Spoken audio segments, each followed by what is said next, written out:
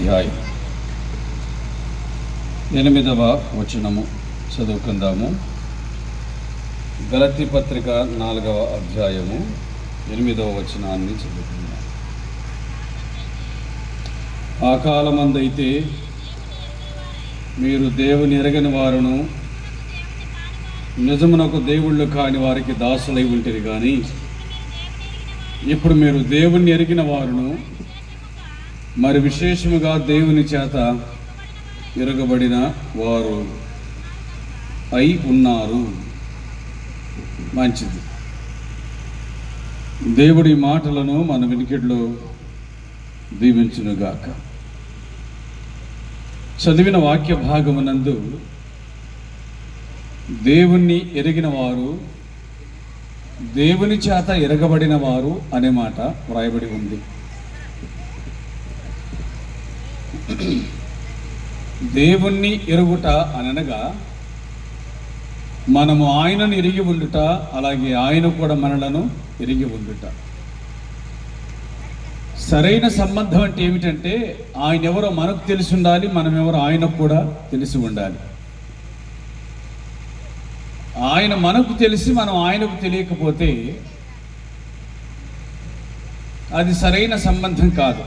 అందుకు ఒక దినాన ఆయన అంటాడు, మీరెవరో నేను ఎరుగను, మీరెవరో నేను ఎరుగను, అక్రమం చేయవారులారా నా యుద్ధ నుండి వండని చెప్పుదును అన్నాడు. అంటే మనము ఆయనను మాత్రమే ఎరిగి ఉండి ఆయన మనల్ని ఎరుగకపోతే వచ్చే నష్టం ఇదే. ఏమిటది అనగా ఒక దినం రాబోతుంది, మీరెవరో నేను ఎరుగను అని ఆయన అంటాడు. ఇక అంతకంటే మించినటువంటి దౌర్భాగ్యం మరొకటి లేదు. బతికినంతకాలం ఆయన చుట్టూ తిరిగి ఆఖరిలో మీరెవరో నాకు తెలియదని ఆయన చేత అనిపించుకోవటం కంటే మించిన విచారకరమైన సంగతి ఇంకేముంది?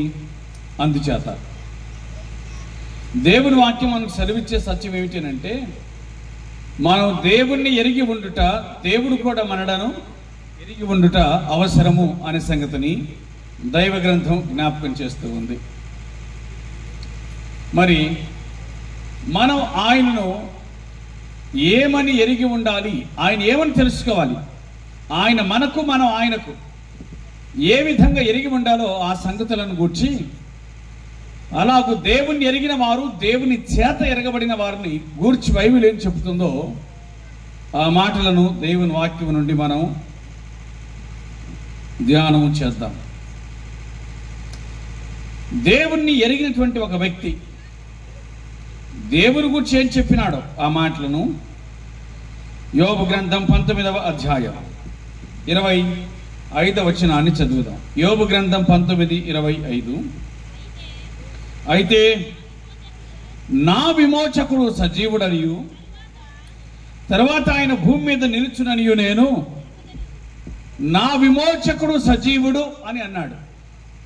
నా విమోచకుడు. దేవుని గురించి ఆయన మాట్లాడే మాట ఏమిటంటే ఆయన విమోచకుడు అని మాట్లాడుతున్నాడు. దేవుడు విమోచించువాడు లేక దేవుడు విడిపించువాడు అని తనను గురించి తాను చెప్పుకుంటున్నాడు. ఇంతకు దేవుడు విడిపించువాడు అంటే దాని అర్థం ఏంటి?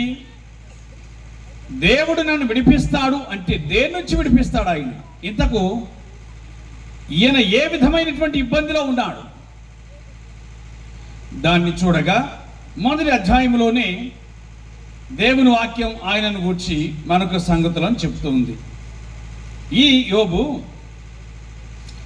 మొదటి అధ్యాయం మొదటి వచనంలో యథార్థవంతుడు, న్యాయవంతుడు, దేవుని యందు భయభక్తులు కలిగి చెడుతనమును విడిచిపెట్టినవాడు అని ఆయనను గూర్చి వ్రాయబడి ఉంది. యోబు యథార్థవర్తనుడు, న్యాయవంతుడు, దేవుని యందు భయభక్తులు కలిగి చెడుతనమును విడిచిపెట్టినవాడు. దైవభక్తి అంటే ఏమిటో ఈయన జీవితం నుండి మనకు అర్థమవుతుంది. దేవుని యందు భయభక్తులు కలిగిన వాడు. మళ్ళీ ఈ మాటను గుర్తు చేసుకుందాం. యథార్థవర్తనుడు, యథార్థవంతుడు, న్యాయవంతుడు, దేవుని యందు భయభక్తులు కలిగిన వాడు, చెడుతనాన్ని విడిచిపెట్టినటువంటి వాడు. అటువంటి ఈయన జీవితాన్ని మనం చూడగా మనకు కనిపించేది ఏమిటి అని అంటే సమస్తాన్ని పోగొట్టుకున్నవాడుగా కనబడుతున్నాడు. మొత్తం కోల్పోయినాడు. తన కలిగిన ఆస్తినంతటిని పోగొట్టుకున్నాడు. 7,000 గొర్రెలు, 3,000 ఒంటెలు, 500 జతల ఎడ్లు, అలాగే 500 ఆడుగాడిదలు కలిగినటువంటి వాడు, విస్తారమైన ఆస్తి, జీవరాశిని కలిగినటువంటి వాడు. కానీ వాటినంతటినీ కూడా ఒకే దినమున పోగొట్టుకున్నాడు. దానిని మాత్రమే కాదు, తనకు 10 మంది సంతానం, 7 మంది కుమారులు, 3 కుమార్తెలు ఉన్నారు. 7 మంది కుమారులు, 3 కుమార్తెలు ఉన్నారు. వారందరినీ కూడా ఒకే దినాన పోగొట్టుకున్నాడు.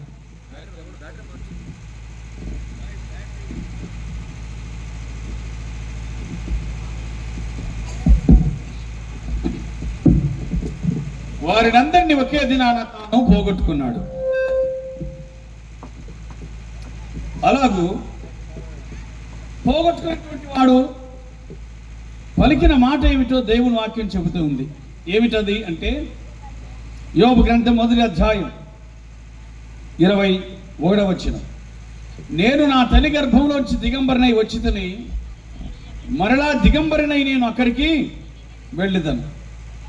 యెహోవా ఇచ్చెను, యెహోవా తీసుకొని పోయెను, యెహోవా నామమునకే స్తుతి కలుగును గాక అని అన్నాడు. దేవుడే ఇచ్చినాడు, దేవుడే తీసుకొని పోయినాడు, దేవుని నామమునకు స్తుతి కలుగును గాక అని మాట్లాడుతూ ఉన్నాడు. వింటున్నారు కదూ? ఒకే దినాన తన సమస్తాన్ని పోగొట్టుకున్నటువంటి వాడు చెప్పే మాట ఏమిటంటే దేవుడు ఇచ్చినాడు, దేవుడు తీసుకొని పోయినాడు, దేవుని నామమునకే స్తుతి కలుగును గాక అని అన్నాడు.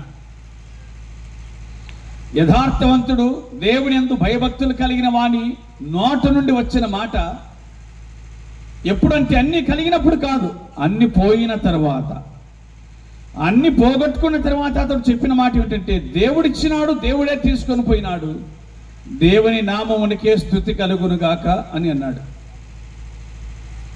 అసలు ఇటువంటి భక్తి జీవితం ఈ దినాల్లో మనం చూడగలుగుతున్నామా? ఇటువంటి భక్తి జీవితాన్ని ఇప్పుడు మనం కనుగొనగలమా? సాధ్యమా ఇది?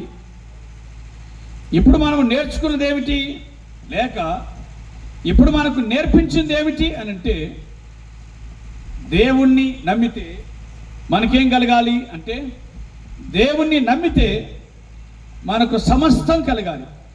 మనం ఏది నష్టపోకూడదు, అన్నీ మనకు కలిసి రావాలి. దేవుని నమ్మితే మనకు నష్టం అంటూ ఉండకూడదు అనేటువంటి ఉద్దేశం ఇప్పుడు మనకు ఉంది. అవునా కాదా? అదే ఇంకా మీకు అర్థమయ్యేటట్టుగా సింపుల్గా ఒక మాట చెప్తే ఇలాగని చెప్పాలి. అదేంటి అనంటే దేవుణ్ణి నమ్ముకుంటే మనకేమో మగపిల్లలు పుట్టాలా, మన బర్రెలకేమో పైదుడలు పుట్టాలనుకుంటున్నాం. అర్థమైంది కదా? ఇంకా మనం ఎటువంటి ఆలోచనతో ఉన్నామంటే దేవుణ్ణి నమ్మితే మనకన్నీ కలిసి రావాలి, మనమేది నష్టపోకూడదు. దేవుని నమ్మితే మనకన్నీ కలిసి రావాలి, మనమేది నష్టపోకూడదు. ఇటువంటి భక్తిని ఇప్పుడు మనం ఆశిస్తూ ఉన్నాం. మన ఉద్దేశం అంతా కూడా ఏమిటంటే ఆయన నమ్ముకున్న తర్వాత మనకేం నష్టం కలగకూడదు. ఇది ఆయన ఉద్దేశంగా మనకు కనబడుతుంది. ఆయన నమ్ముకుంటే మనకేమి నష్టం కలగకూడదు అనేటువంటి ఉద్దేశం ఇప్పుడు మనం కలిగి ఉన్నాం. కానీ బైబిల్ గ్రంథ ప్రకారంగా మనం చూడగా భక్తులందరూ కూడా శ్రమను అనుభవించినట్లుగా కనబడుతుంది. యేసుక్రీస్తునందు విశ్వాసం ఉంచితే ఒకడు నష్టపోతాడు భక్తిని బట్టి. భక్తి నష్టాన్ని కలిగిస్తుంది. ఆ సంగతిని కూడా అర్థం చేసుకుంటేనే నువ్వు ఉంటావో పోతావో భక్తిలో, అది నీకు అర్థమవుతుంది. అట్లా కాదనుకో, నష్టపోతావు. దేవుని వాక్యంలో వ్రాయబడిన మాటలు ఏమిటంటే నా నిమిత్తమై జనులు మిమ్మల్ని నిందించి హింసించి మీ మీద అబద్ధంగా చెడ్డ మాటలు పలుకున్నప్పుడు మీరు ధన్యులు. నా నిమిత్తము జనులు మిమ్మల్ని నిందించి హింసించి అనే మాటను ఆయన మాట్లాడాడు కదా. ఆ తర్వాత పౌలు అన్నాడు, తిమోతి 2వ పత్రిక 3వ అధ్యాయం 12వ వచనంలో, సద్భక్తితో బ్రతకను ఉద్దేశించు వారందరూ కూడా హింస పొందుదురు అని అన్నాడు. సద్భక్తి కలిగి జీవిస్తే హింస పొందుతావు, సద్భక్తి కలిగితే హింసను పొందుతావు. పేతురు మొదటి పత్రిక 4:16లో, ఎవడైనను క్రైస్తవుడైనందుకు బాధను అనుభవించిన ఎడల అనే మాట ఒకటి వ్రాయబడి ఉంది. అంటే క్రైస్తవుడైనందుకు బాధను అనుభవిస్తావు అని దేవుని వాక్యం గుర్తు చేస్తూ ఉంది. అర్థమవుతుందా? దేవుని నమ్మితే కష్టాలను ఆహ్వానిస్తున్నట్లే లెక్క. ఎందుకనగా బైబిల్ గ్రంథంలో కూడా మనం ఈ మాటలను చూడగలుగుతూ ఉన్నాం. హెబ్రీ పత్రిక 11వ అధ్యాయము 1 నుంచి 35 దాకా విశ్వాసమును బట్టి గొప్ప కార్యమును జరిగించిన వారిని గూర్చి మనం చూడగలుగుతాం. అదే 35వ వచనము నుండి 36, 37 వచనాల్లో అదే విశ్వాసమును బట్టి శ్రమను అనుభవించిన వారిని కూడా చూడగలుగుతూ ఉన్నాం. విశ్వాసమును బట్టి గొప్ప కార్యాలు చేశారు, విశ్వాసమును బట్టి గొప్ప శ్రమను కూడా వారు అనుభవించారు అనేటువంటి మాట దేవుని వాక్యం చెబుతూ ఉంది. కాబట్టి భక్తి వలన నేను మేలు పొందాను అని చెప్పగలిగితే మంచిది. దేవుని నమ్మిన తర్వాత నాకు మేలు కలిగింది అని చెప్పగలిగితే మంచిది. కానీ అదే దేవుని నిమిత్తమై బాధను, హింసను కూడా నువ్వు అనుభవించవలసి వస్తే దానికి కూడా సిద్ధపడి ఉండాలి అనే సంగతిని మాత్రం మర్చిపోకూడదు. అర్థమైంది మాట? దేవునిని బట్టి నువ్వు మేలు పొందితే సంతోషం. ఆయన కీడు కలిగించేవాడు కాదు, మేలును కూడా కలిగిస్తాడు, అది వేరే విషయం. కానీ ఆయన నిమిత్తమై ఈ లోకం నిన్ను ద్వేషిస్తుంది కాబట్టి దాన్ని కూడా అనుభవించడానికి సిద్ధపడి ఉండాలనే విషయాన్ని మరిచిపోకూడదు. ఆయన నుంచి నీకేమొచ్చినా దాన్ని అనుభవించడానికి సిద్ధపడాలి. ఆయన నుంచి మేలు కలిగితే మంచిది, దేవానికి స్తోత్రం. ఆయన నుంచి కీడు కలిగిన దేవానికి స్తోత్రం అని చెప్పగలిగిన ఆ స్థిరత్వం నీలో ఉండగలిగితే అది నిజమైన భక్తి అని అనిపించుకుంటుంది. కాబట్టి దేవుని వాక్యంలో మనం చూడగా భక్తిని బట్టి శ్రమలను అనుభవిస్తారు అనే విషయం దేవుని వాక్యం గుర్తు చేస్తూ ఉంది. ఇతడు అంత భక్తిలో కూడా శ్రమను, అంత భక్తిలో కూడా అంత శ్రమలో కూడా భక్తిని విడిచిపెట్టిన వాడు కాడు.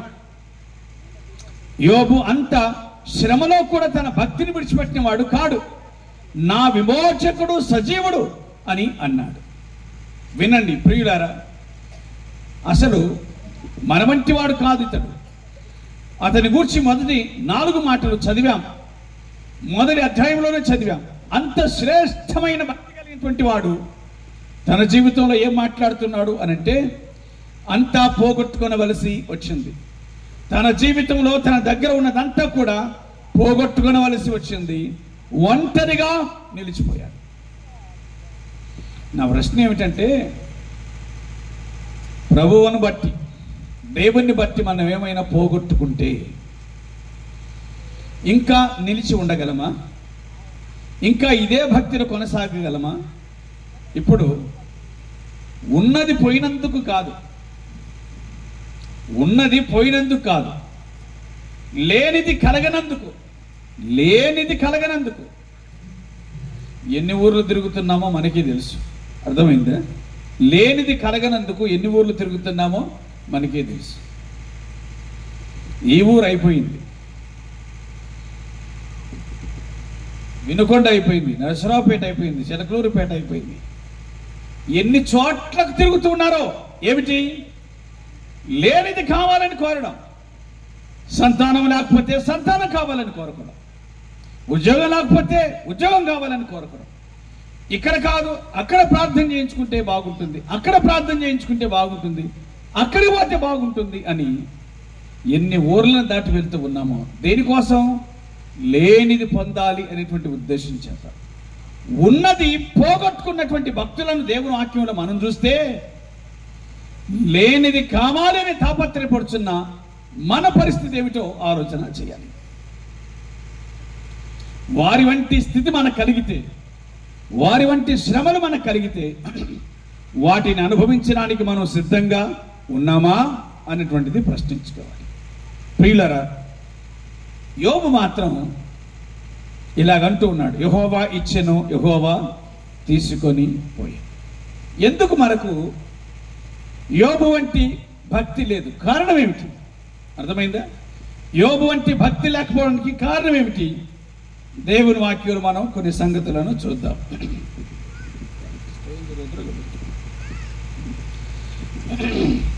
యోబు గ్రంథం 16వ అధ్యాయము, యోబు గ్రంథం 16వ అధ్యాయము 16వ వచనాన్ని చూద్దాం. యోబు గ్రంథం 16వ అధ్యాయం 16వ వచనం. నా చేత బలాత్కారము జరగకపోయినను, నా ప్రార్థన యథార్థముగా ఉండినను, ఏర్పు చేత నా ముఖం ఎర్రబడి ఉన్నది, నా కనురెప్పల మీది మరణాంధకారము నిలుచుచు ఉన్నది. అర్థమైంది ఈ మాట? నా ప్రార్థన యథార్థముగా ఉండినను అని అన్నాడు. యోబు గొప్ప ప్రార్థనాపరుడు. నా ప్రార్థన యథార్థంగా ఉంది అని ఆయన అన్నాడే. అంతటి ప్రార్థనాపరుడే శ్రమలను అనుభవించితే, యథార్థవంతుడు భక్తిపరుడు అని చెప్పుకున్నాం కదా, అంతటి ప్రార్థనాపరుడే శ్రమలను అనుభవించితే మన సంగతి ఏమిటి? ప్రార్థించిన వాడే శ్రమలను అనుభవించితే, అర్థమైంది ఈ మాట? ప్రార్థించిన వాడే శ్రమలను అనుభవించితే అని చూడగలుగుతున్నాం. మన సంగతి వింటున్నారు కదా? మనము ప్రార్థన చేసేవాళ్ళమా, ప్రార్థన చేయించుకునే వాళ్ళమా? ఎక్కువ శాతం ఏమ్మా, మనం ప్రార్థన చేసేవాళ్ళమా, చేయించుకునే వాళ్ళమా? ప్రార్థన చేయించుకునే వాళ్ళమే కానీ చేసేవాళ్ళం కాదు. బైబిల్ ఏం చెప్తుందంటే, ప్రార్థన చేయించుకోమని చెప్తుందా, చేయమని చెప్తుందా? జాగ్రత్తగా వినండి. బైబిల్ ప్రార్థన చేయించుకోమని చెప్తుందా, చేయమని చెప్తుందా? మత్తయి 6:6లో చూస్తే, మీరు ప్రార్థన చేయనప్పుడు, నీవు ప్రార్థన చేయనప్పుడు అనే మాటలు కనబడతాయి. 7:7లో చూస్తే అడుగుడి అని ఉంది కానీ అడిగించండి అని మాత్రం లేదు. ఇలాగున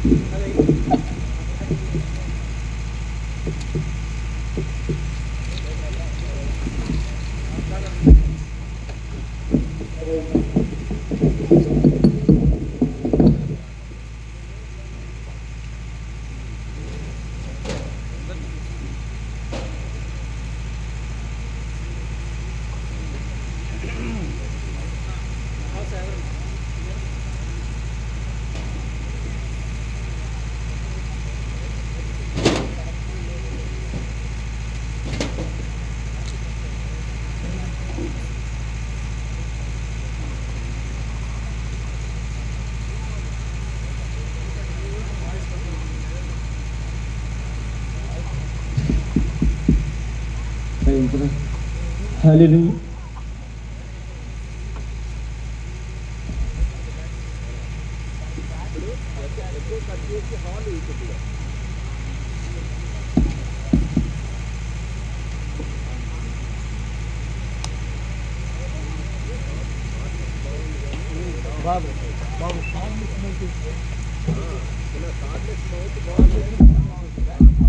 హలో,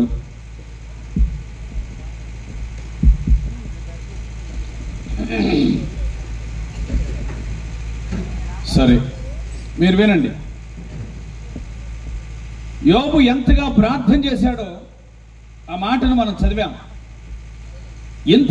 ఇంత ప్రార్థనాపరుడికే ఇబ్బంది కలిగితే అసలు ప్రార్థన చేయించుకునే మన సంగతి ఏమిటి?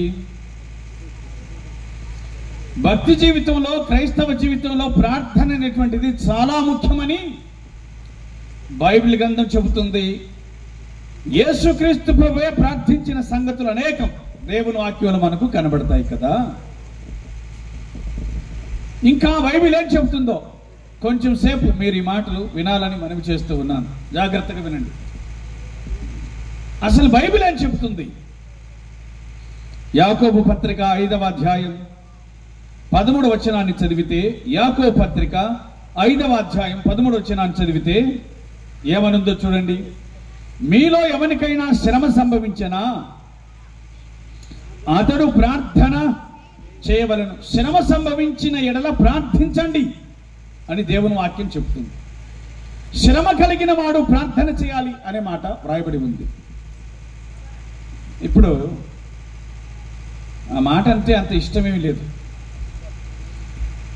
దేవుని వాక్యం చెప్పే మాట మీ ప్రార్థన మీరు చేయండి అని, కానీ ఆ మాటలు మనకి ఇష్టం లేదు. ఏ సేవకుడైనా వచ్చి రాత్రంతా మన కోసం ప్రార్థన చేస్తే, అబ్బా ఆయన అందరి కోసం ప్రార్థన చేస్తున్నాడు, రాత్రంతా ప్రార్థన చేస్తున్నాడు అని మెచ్చుకుంటాం, కానీ మన ప్రార్థన మాత్రం మనం చెయ్యం. మీకు గుర్తుండేటట్లుగా ఒక మాట చెప్తాను. అదేంటంటే, నీ బువ్వ నువ్వు తింటావు, నీ బట్ట నువ్వు కడతావు, నీ ప్రార్థన కూడా అది చెప్పండి మీరే, నీ ప్రార్థన నువ్వే చేయాలి, అంతే కదా. నీ బువ్వ నువ్వు తింటున్నావు, నీ బట్ట నువ్వు కడుతున్నావు, నీ ప్రార్థన కూడా నువ్వే చేయాలి, నువ్వే చేయాలి, నువ్వే చేయాలి. ఆయన ప్రార్థన వినుటకు సమర్థుడు, ఆయన మన ప్రార్థన వింటాడు అనే విషయం దేవుని వాక్యం గుర్తు చేస్తూ ఉంది. మన ప్రార్థన కోసం ఆయన ఎదురు చూస్తూ ఉన్నాడు, మన ప్రార్థనను వినేవాడు. ఈ రాత్రి ఈ సంగతిని గ్రహించగలిగితే క్షేమాన్ని పొందగలుగుతాం. మన ప్రార్థనను ఆయన వింటాడు, మర్చిపోకండి. మీలో ఎవరికైనా శ్రమ కలిగితే ప్రార్థన చెయ్యండి అని దేవుని వాక్యం చెప్తుంది. అలాగున శ్రమ కలిగిన హన్నా ప్రార్థించింది, అయ్యా నాకు సంతానం లేదు, నన్ను దయతో జ్ఞాపకం చేసుకొని నాకు సంతానాన్ని అనుగ్రహించు అని చెప్పి ఆమె ప్రార్థన చేసింది. ఆ మాటలు సమూయేలు మొదటి గ్రంథం 1వ అధ్యాయం 10వ వచనంలో వ్రాయబడ్డాయి. అలాగే తన భార్యకు సంతానం లేకపోగా ఇస్సాకు చేసిన పని ఏమిటి అని అంటే, అతడు తన భార్య నిమిత్తమై ప్రార్థన చేసెను అని దేవుని వాక్యం చెప్తుంది. ఆ మాటలు ఆదికాండం 25వ అధ్యాయం 21వ వచనంలో వ్రాయబడ్డాయి. కాబట్టి మీరే ప్రార్థన చేయండి. మీకు కొరత కలిగితే, మీకు ఇబ్బంది కలిగితే మీరు ప్రార్థన చెయ్యండి అని దేవుని వాక్యం చాలా వివరంగా మనకు చెబుతుంది. కానీ ఈ మాటలు మనకెక్కవు. ఎక్కడైనా ప్రార్థన చేసేవాళ్ళు ఉన్నారంటే వాళ్ళ దగ్గరికి పోతాం, కానీ వాళ్ళతో ప్రార్థన చేయించుకుంటాం, కానీ మనము ప్రార్థన చెయ్యనే చెయ్యం. ఎందుకు? కారణం ఏంటి? చేసుకుంటా ఉంటుంది, కానీ ఈ టీవీలు వచ్చిన తర్వాత ఆ టీవీలో ఒక్క ప్రసంగికుడన్నా మీ ప్రార్థన మీరు చేసుకోండి అని చెప్పి వాడు లేనే లేడు. అందరు ఏమంటున్నారు తెలుసు కదా, మీకేమైనా ప్రార్థన అవసరతలుంటే మీరు చెప్పండి, మీకేమైనా ప్రార్థన అవసరతలుంటే మాకు ఫోన్ చేయండి, దేవునికి చెప్పాకరి. అదే కదా వాళ్ళు చెప్పింది. మీకేదైనా ప్రార్థనా సమస్యలుంటే, అవసరతలుంటే మాకు చెప్పండి, మేం ప్రార్థన చేస్తాం, దేవునికి మాత్రం చెప్పాకరి. కానీ దేవుని వాక్యం ఏం చెప్తుంది?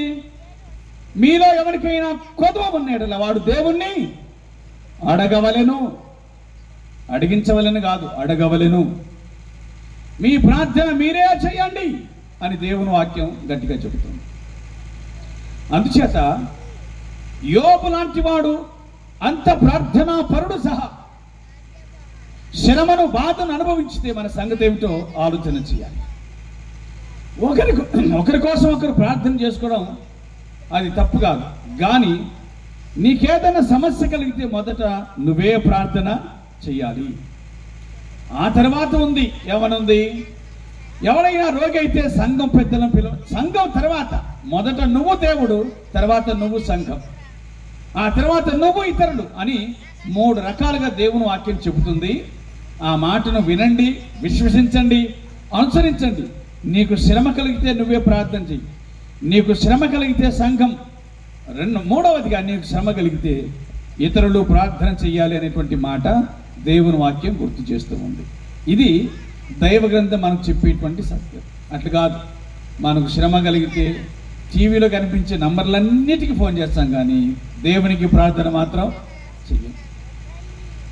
ఎప్పుడు చేస్తాము అని అంటే, హాస్పిటల్లో పడి డాక్టర్ ఆపరేషన్ చేయాలి, నమ్మకం లేదన్నప్పుడు అప్పుడు చేస్తాం ప్రార్థన. ఏమని? దేవుడా, నువ్వు నన్ను బతికిచ్చే సాక్ష్యం చెప్తా, నువ్వు నన్ను బతికిస్తే నీ సేవ చేస్తా అని అప్పుడు చేస్తాం ప్రార్థన. అంతవరకు చెయ్యి. గనుక దేవుని వాక్యం చెబుతున్న మాట ప్రకారంగా సమస్యల్లో నుంచి విడిపించగలిగినటువంటి వాడు దేవుడు. మన ప్రార్థన ఆయనకు చెయ్యాలి, మనమే చేయాలి. ప్రార్థనకు ఆయన జవాబునిస్తాడన్న విషయం దేవుని వాక్యం జ్ఞాపకం చేస్తుంది.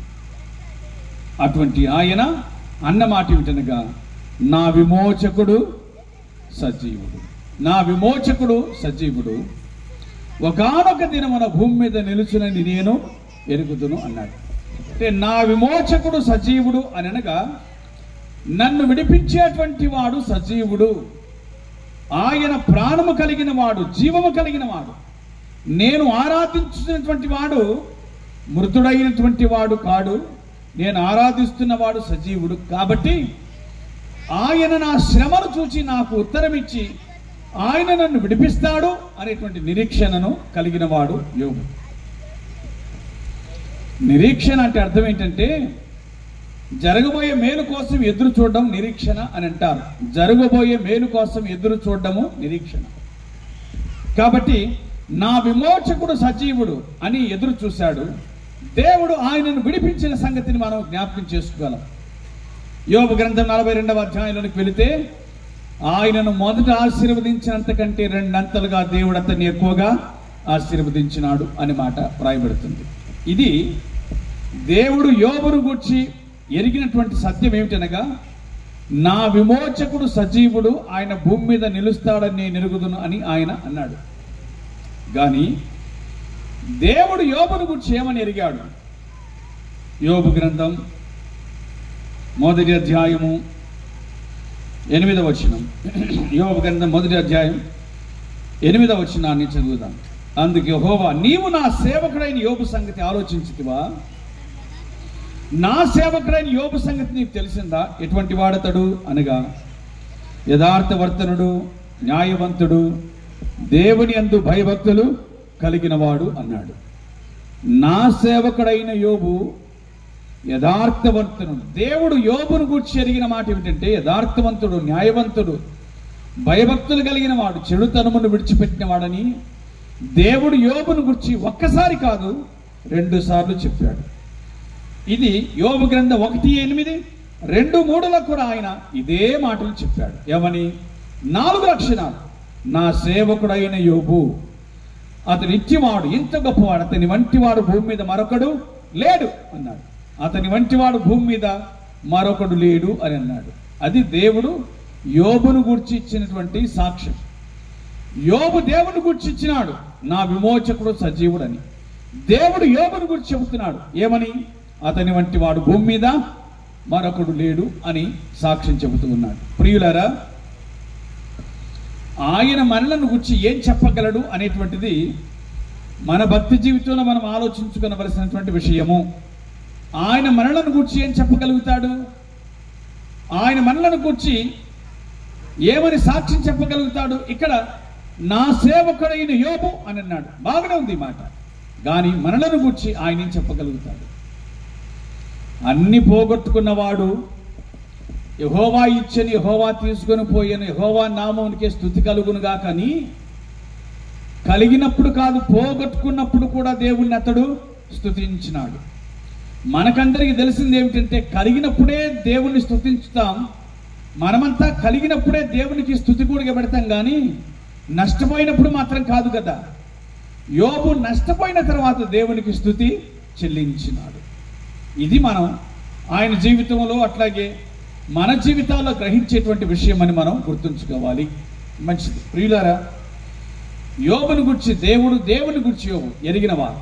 అందుచేత అతని వంటి వాడు మరొకడు లేడు అని దేవుడే సాక్ష్యం ఇచ్చినాడు. నా విమోచకుడు సజీవుడు, ఆయన వస్తాడు, నిలుస్తాడు, నన్ను రక్షిస్తాడు అని యోబు దేవుని గురించి సాక్ష్యం చెప్పగలిగినాడు. మన సాక్ష్యం ఏమిటి? మనం ఆయనను గురించి ఏమి ఎరుగుదుము? మన జీవితపు అనుభవాలు ఏమిటి అనే సంగతి ఈ రాత్రి వేళ మనం ప్రశ్నించుకోవలసిన అవసరం ఉంది. మంచిది. ఇప్పుడు 2వ రాజుల గ్రంథము 5వ అధ్యాయం. రాజులు 2వ గ్రంథం 5వ అధ్యాయము రాజులు 2వ గ్రంథం 5వ అధ్యాయం. రాజులు 2వ గ్రంథము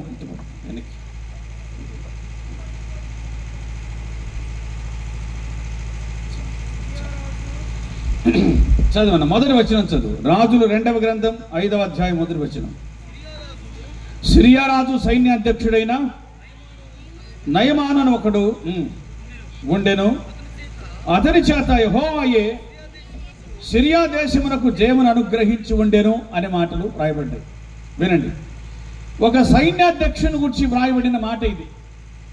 సిరియా దేశపు సైన్యాధ్యక్షుడని అతని గురించి దేవుని వాక్యం చెబుతుంది. సరికదా? ఎందుకు ఇతని గురించి వ్రాయబడింది అని అనగా, ఇతడు ఒక కుష్ఠరోగి అని, ఆ తర్వాత ఇతడు ఇశ్రాయేల్ దేశం మీద దండెత్తి ఆ దేశాన్ని జయించి అక్కడి నుంచి ఒక చిన్నదాన్ని తీసుకుని వెళ్ళి తన భార్యకు పని మనిషిగా ఉంచాడు. ఆ అమ్మాయి ఇతన్ని చూసింది, ఇతనుకున్న కుష్ఠరోగాన్ని చూసి ఇటువంటి వాడు మా దేశంలో ఊరు బయట ఉంటాడు కానీ వీళ్ళు మాత్రం సైన్యాధ్యక్షుడిగా చేసినారు అని అనుకొని ఆ అమ్మాయి చెప్పిన మాట ఏమిటంటే, అయ్యా, మా దేశంలో ప్రవక్త అయిన ఎలీషా అని ఒక ఆయన ఉన్నాడు, అక్కడికి వెళ్ళండి, ఆయన బాగు చేస్తాడు అని ఆమె సలహా చెప్పింది. సరే, ఇతను బయలుదేరి వచ్చినాడు. వచ్చిన తర్వాత నయమాను నేరుగా ఎలీషా దగ్గరికి వెళ్లకుండా రాజు దగ్గరికి వెళ్ళాడు. ఆ తర్వాత రాజు అతన్ని ఎలీషా దగ్గరికి పంపించినాడు.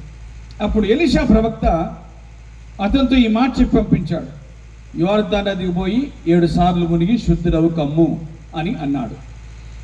ఆ మాట విన్న తర్వాత ఇతనికి చాలా కోపం వచ్చింది. ఏమిటా కోపం అంటే, అతడు నా దగ్గరకు వచ్చి నా ఎదుట నిలిచి నాకెక్కడెక్కడైతే ఈ పొడల కుష్టు ఉందో ఆ కుష్టు రోగం మీద చేయి ఉంచి నన్ను బాగు చేయునని నేను అనుకొంటిని. కానీ జరిగిందేమిటి అనంటే, కనీసం నా ముఖం కూడా చూడకుండా యోర్దాను నదికి వెళ్ళి 7 సార్లు మునిగి అక్కడ బాగుపడమని అంటాడేంటినా అని చాలా కోపంతో రౌద్రముతో అతడు తిరిగి వెళ్ళాడు అని దేవుని వాక్యం చెప్తుంది. బాగుపడడానికి వచ్చినాడు, బాగుపడే సంగతిని కూడా ఎలీషా చెప్పినాడు. బాగుపడడానికి ఇష్టం లేక అతడు చేసిన పని ఏమిటంటే వెనక్కి తిరిగి వెళుతూ ఉన్నాడు. కాసేపు అయిన తర్వాత అతని రథంలో ఒకడు ఉండి ఇట్లా అన్నాడు. ఏమన్నాడంటే, అయ్యా, మనం బాగుపడడానికే కదా వచ్చింది, ఆయన కూడా బాగుపడమనే కదా చెప్పింది, అయితే మనకెందుకంత కోపం? కాబట్టి ఆయన యోర్దాను నదిలో మునిగి బాగుపడమన్నాడు, అందుచేత యోర్దాను నదికి వెళ్ళి బాగుపడదామన్నాడు. అతడు వెళ్ళి మునిగి అతడు బాగుపడ్డాడు. మీరు ఒక మాటను వినాలి. అదేంటంటే, అతడు వచ్చి నా ఎదుట నిలిచి నాకెక్కడైతే జబ్బు ఉందో అక్కడ తన చెయ్యి ఆడించి తన దేవుని నామమును బట్టి ప్రార్థన చేసి నన్ను బాగు చేయనని నేను అనుకొంటిని అని అన్నాడు. అది అతని ఉద్దేశం. నయమాను ఏమనుకున్నాడో ఆ సంగతిని గురించి దేవుని వాక్యం చెప్తుంది. నాకెక్కడెక్కడైతే బాగలేదో అక్కడ తన చెయ్యి పెట్టి బాగు చేస్తాడని నేను అనుకున్నాను అని అన్నాడు. మీరు వినాలి ఈ మాట. చాలాసార్లు ఇదే మాటను మనం వింటూ ఉంటాం. ఏమని? మీకు ఎక్కడైతే అనారోగ్యంగా ఉందో అక్కడ చేయి పెట్టుకోండి, మేము ప్రార్థన చేస్తాం, బాగవుతుంది అని. కానీ ఇది ఎవరి ఆలోచన? నయమాను ఆలోచన. ఇది దేవుని ఆలోచన కాదు, దేవుని దాసుల ఆలోచన కాదు, ఇది నయమాను ఆలోచన అనే సంగతి మనకు బాగా అర్థమవుతుంది. కాబట్టి అతడు కోపపడి వెళ్ళిపోయినాడు. కానీ మధ్యలో ఒకరి సలహా వలన అతడు మరలా తిరిగి వెనక్కి వచ్చాడు అనేటువంటి విషయము మనకు అర్థమవుతుంది. ఇప్పుడు చూడండి, అతడు మునిగినాడు, 7 సార్లు మునిగి శుద్ధుడయ్యాడనే మాట 5వ అధ్యాయము 14వ వచనంలో రాయబడి ఉంది. అతడు పోయి దైవజనుడు చెప్పినట్లు యోర్దాను నదిలో 7 మార్లు మునగగా అతని దేహము పసిపిల్ల వంటి దేహము ఆయను అని రాయబడి ఉంది. 7 సార్లు యోర్దాను నదిలో మునిగిన తర్వాత అతని దేహం పసిపిల్ల వంటి వాని దేహము అయ్యింది అని చెప్పబడింది. పసిపిల్ల వంటి వాని దేహం. వెంటనే అతడు తిరిగి మళ్ళా దైవజనుని దగ్గరికి వచ్చినాడు. వచ్చి ఇలాగ అంటున్నాడు. ఏమంటున్నాడు అనగా 15వ వచనంలో, అప్పుడు అతడు తన పరివారంతో కూడా దైవజనుని దగ్గరకు తిరిగి వచ్చి అతని ముందర నిలిచి, చిత్తగించుము, ఇశ్రాయేలులో ఉన్న దేవుడు తప్ప లోకమందంతటా మరి ఒక దేవుడు లేడని నేను ఎరుగుదును అని అన్నాడు. ఇశ్రాయేలులో ఉన్న దేవుడు తప్ప లోకమందంతటా మరి ఒక దేవుడు లేడని నేను ఎరుగుదును. దేవుని గురించి అతనుకున్న అభిప్రాయం ఏమిటి?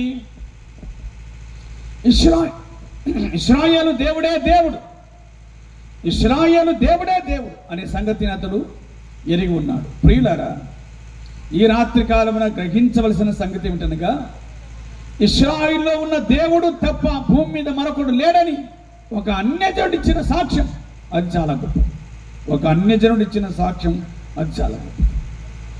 ఈ రాత్రి గ్రహించాల్సిన సంగతి ఏమిటంటే, మనం ఆరాధించినటువంటి వాడు, మనల్ని బాగు చేయటకు సమర్థుడైనటువంటి వాడు, ఆయనే సజీవమైన దేవుడు అనే విషయం దేవుని వాక్యం మనకు జ్ఞాపకం చేస్తుంది. ఆయన మనల్ని రక్షించడానికి సమర్థుడైనటువంటి వాడు, ఆయన మనల్ని బాగు చేయటకు సమర్థుడైనటువంటి వాడు, ఆయన తన చిత్తమును బట్టి మన జీవితాన్ని క్షేమంగా ఉంచడానికి సమర్థుడైనటువంటి వాడు. ఆ సంగతి దేవుని వాక్యము మనకు జ్ఞాపకం చేస్తుంది. కాబట్టి రెండవ సంగతిని మనం చూడగా, ఇశ్రాయేలు దేవుడే దేవుడు అని నేను ఎరుగుదును అన్నాడు. తన జీవితకాలం అంతా ఈ దేవుణ్ణి జ్ఞాపకము చేసుకొని బ్రతకగలిగినాడు. ఇశ్రాయేలు దేవుడే దేవుడు, ఇశ్రాయేల్లో ఉన్న దేవుడు తప్ప లోకమందంతటా మరొకడు లేడు అని నేను ఎరుగుదును అని అన్నాడు. మంచిది. అలాగున ఇతడు తన జీవితకాలం అంతా ఒక అద్భుతాన్ని చూసి ఇశ్రాయేలు దేవుని గురించి ఎరిగిన వాడుగా మనకు కనబడతాడు. లూకాసు వార్త 23వ అధ్యాయంలోనికి వెళితే అక్కడ ఒక మాట ఇలాగున వ్రాయబడింది. లూకాసు వార్త 23వ అధ్యాయం, లూకాసు వార్త 23వ అధ్యాయం 39వ వచనం నుండి 43 వరకు చదువుదాం. ఉరేలాడవేయబడిన నేరస్తులలో ఒకడు ఆయనను దూషించుచు, నీవు క్రీస్తువు కదా, నిన్ను నీవు రక్షించుకొనుము, మమ్మను కూడా రక్షించమని చెప్పాను. అయితే రెండవాడు వాణ్ణి గద్దించి, నీవు అదే శిక్షా విధిలో ఉన్నావు గనుక దేవునికి భయపడవా? మనకైతే ఇది న్యాయమే, మనం చేసిన వాటికి తగిన ఫలం పొందుతున్నాం, కానీ ఈయన ఏ తప్పిదమును చేయలేదని చెప్పి ఆయనను చూచి, యేసు, నీ రాజ్యంలోనికి వచ్చినప్పుడు నన్ను జ్ఞాపకం చేసుకును అని అనేను. ప్రభు అయిన యేసుక్రీస్తు సిలువ వేయబడుచు ఉన్నప్పుడు జరిగిన సంఘటన ఇది. ఏమిటా సంఘటన అనగా, ఆయన సిలువ వేయబడుచు ఉన్నప్పుడు ఇరువురు దొంగలు ఆయనకు ఒకవైపున ఒకడు, మరొక వైపున ఒకడు సిలువ వేయబడ్డారు. ఆ దొంగలలో ఆ ఇద్దరు కూడా కలిసి ఆయనను దూషించినారు, అది సత్యం. కానీ రాను రాను ఒకడు ఆలోచించడం ప్రారంభం చేసినాడు. ఏం ఆలోచించినాడు అనగా, అతని ఆలోచన ఏమిటి అంటే, ఈయన ఎవరు దూషించినా క్షమించమని అంటున్నాడు, కానీ ఒక్క మాటైనా తిరిగి ప్రతీకారం తీర్చుకున్నవాడు కాడు కదా అని చెప్పి ఆయనను చూచి ఆ రెండవాన్ని గద్దించేలాగా అంటున్నాడు. ఏమంటున్నాడు అంటే, మనము ఇదే శిక్షా విధిలో ఉన్నాం కనుక నువ్వు దేవునికి భయపడవా అని అన్నాడు. ఇదే శిక్షా విధిలో ఉన్నాము, నువ్వు దేవునికి భయపడవా అంటే, ప్రభువును అతడు దూషిస్తూ ఉండగా ఇతడు కూడా దూషించాడు, కానీ రాను రాను అతని హృదయం మారటం ప్రారంభమైంది. కాబట్టి అవతల వాడిని గద్దించేలాగంటున్నాడు, నువ్వు అదే శిక్షా విధిలో ఉన్నావు కాబట్టి దేవునికి భయపడవా? మనకిది న్యాయం. ఏమిటి న్యాయం? మనం చేసిన దానికి తగిన శిక్షను అనుభవించుతూ ఉన్నాము, ఇది మనకు న్యాయం. కానీ ఆయన ఏ తప్పిదమును చేయలేదు. అంటే ఈ దొంగ యేసుక్రీస్తు ప్రభువుకు చేరిన విషయం ఏమిటి అనగా, ఆయన పరిశుద్ధుడు అనే సంగతిని అతడు ఎరిగాడు. ఆయన పరిశుద్ధమైనటువంటి వాడు, పరిశుద్ధుడైన దేవుడు అనే సంగతిని ఎరిగాడు. రెండవ సంగతి, ఆయన రక్షకుడు, యేసు అని పిలిచాడు, ఆయన రక్షకుడు అనే సంగతిని ఎరిగినవాడు. మూడవదిగా ఆయన రాజు, మరలా తిరిగి రాబోచున్నవాడు అనే సంగతిని ఆయన ఎరిగినవాడు. కాబట్టి యేసుక్రీస్తు ప్రభువును గురించి ఆయన పరిశుద్ధుడనియు ఆయన రక్షకుడనియు ఆయన రాజనియు ఎరిగినటువంటి వాడు. తర్వాత ఆయనను చూచి పలికిన మాటలు అవే. యేసు నీ రాజ్యములోనికి వచ్చినప్పుడు నన్ను జ్ఞాపకం చేసుకో అని అన్నాడు. యేసుక్రీస్తు ప్రభు అతన్ని చూచి ఇలాగన్నాడు. ఏమన్నాడు? నేడు నీవు నాతో కూడా పరదేశులో ఉండు అన్నాడు. నా విమోచకుడు సజీవుడని యోబు ఎరిగినాడు. దేవుడు అతన్ని విమోచించినాడు. రెండవదిగా, లోకమందు ఇశ్రాయేలున్న దేవుడు తప్ప మరొకడు లేడు అని చెప్పి అనుభవపూర్వకముగా అతడు ఎరిగినాడు. ఆ తర్వాత తన జీవితకాలం అంతా అదే దేవుణ్ణి ఆరాధించిన వాడిగా మనం చూడగలుగుతాం. మూడో విషయానికి వస్తే, ఈ దొంగ కల్వరి శిలువలో యేసుక్రీస్తు ప్రభువును దూషించిన వాడే కానీ ఆ తర్వాత యేసుక్రీస్తు ప్రభువును అంగీకరించి పాపక్షమాపణను పొందాడనే విషయము దేవుని వాక్యం గుర్తు చేస్తుంది. 3 సంగతులను నేను మీకు గుర్తు చేసిన ఈ రాత్రి వేళ. ఒకరు దేవుణ్ణి ఎరిగి తన సమస్తాన్ని కోల్పోయి మరలా తిరిగి పొందిన వారు మరొకరు కాగా, ఒక వ్యక్తి తనకున్న జబ్బును పోగొట్టుకొని ఆయనే దేవుడని ఎరిగినవాడు మరొక వ్యక్తిని మనం చూడగా, ఇతడు సిలువలో వేలాడుచు యేసుక్రీస్తు ప్రభువున ప్రక్కన ఉండి ఆయన రక్షకుడని ఆయన రాజని ఎరిగినాడు. కారణంగా ఇతడు పరదేశులో ప్రభువుతో కూడా, నేడు నీవు నాతో కూడా పరదేశులో ఉండు అని అన్నాడు ప్రభు. అతడు పరదేశులోనికి వెళ్ళాడు అనేటువంటి విషయం దేవుని వాక్యం మనకు జ్ఞాపకం చేస్తుంది. ప్రియులరా, 3 సంగతులను ఈ రాత్రి వేళ జ్ఞాపకం చేసిన. యోబు వలె మన భక్తి స్థిరభక్తిగా ఉండాలి. కలిగినప్పుడే దేవుడు, పోయిన తర్వాత దేవుడు కాదు అని తలంచడానికి వీల్లేదు. ఏదైనా ఇస్తేనే దేవుడు, లేకపోతే లేదు అనేటువంటి భావం నుంచి మనం దూరము కావాలి. రెండవ సంగతిని చూసినాం. అదేమిటనగా, ఆ వ్యక్తి చాలా దూరం నుంచి బయలుదేరి వచ్చినాడు, కానీ తన జీవితంలో అతడు ఒక శ్రేష్టమైన అనుభవాన్ని పొంది తన జబ్బును పోగొట్టుకొని ఇశ్రాయేలు దేవుడని అతడు సాక్ష్యం ఇవ్వగలిగినాడు. మూడవదిగా, ఇతడు యేసుక్రీస్తునందు విశ్వాసం ఉంచి పరదేశునకు చేరగలిగినాడు అనే విషయం దేవుని వాక్యం గుర్తు చేస్తూ ఉంది. ఈ రాత్రి వేళ మన సంగతి ఏమిటో ఆలోచించితే బాగుంటుంది. భక్తిని బట్టి శ్రమలను అనుభవిస్తాం.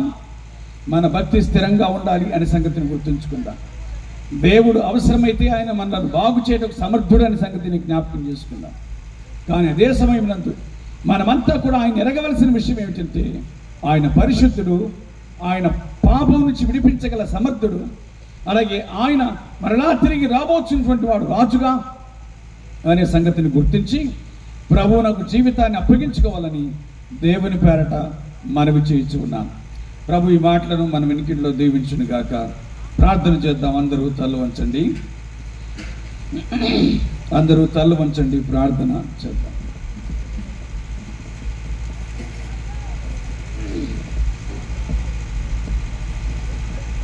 ఈ రాత్రి వేళ దేవుని వాక్యమును మనం విన్నాం. ఆయనను గూర్చి ఎరిగిన సంగతి ఏమిటి? నువ్వు ఆయనను గూర్చి ఏమి తెలుసుకున్నావు? ఆయనను గూర్చి నువ్వు గ్రహించిన సంగతి ఏమిటి? ఆయన ఏమై ఉన్నాడు, ఆ సంగతి నువ్వు గ్రహించగలిగినావా? ఇదే ప్రాముఖ్యమైనటువంటి విషయం. నీ జీవితంలో ఆయన రక్షకుడు, మొదట ఆయన రాజు, నిన్ను పరిపాలించగలిగినవాడు, నిన్ను ఏలగలిగినవాడు. ఈ రాత్రి వేళ ఆయనకు జీవితాన్ని అప్పగించుకోవాలని మనవి చేస్తూ ఉన్నాను. ప్రేమ కలిగిన మా తండ్రి, మీకు స్తోత్రాలు, మీకు కృతజ్ఞతాస్తుతులు చెల్లిస్తూ ఉన్నాం. మీ వాక్యము నుండి మేము భిన్న సంగతులను జ్ఞాపకం చేసుకుని ఉన్నాం. మేమేమై ఉన్నామో ఆ సంగతిని మేము గ్రహించి, మీరేమై ఉన్నారో ఆ సంగతిని గ్రహించి మమ్మల్ని మీకు అప్పగించుకున్నట్లుగా కృప చూపించమని మేము ప్రార్థన చేస్తూ ఉన్నాం. మా జీవితాలను సరిచేయండి. ఇంకా మీ అందు విశ్వాసం ఉంచని వారి కొరకు ప్రార్థన. వారి భక్తి జీవితాన్ని జ్ఞాపకం చేసుకోండి. మీ వైపు తిరుగునట్లుగా కృప చూపించమని వేడుకొనుచు మా మనవులు ఆలకించి బలపరచురని యేసుక్రీస్తు యొక్క పరిశుద్ధమైన నామమున ప్రార్థించుచున్నాము తండ్రి. ఆమేన్.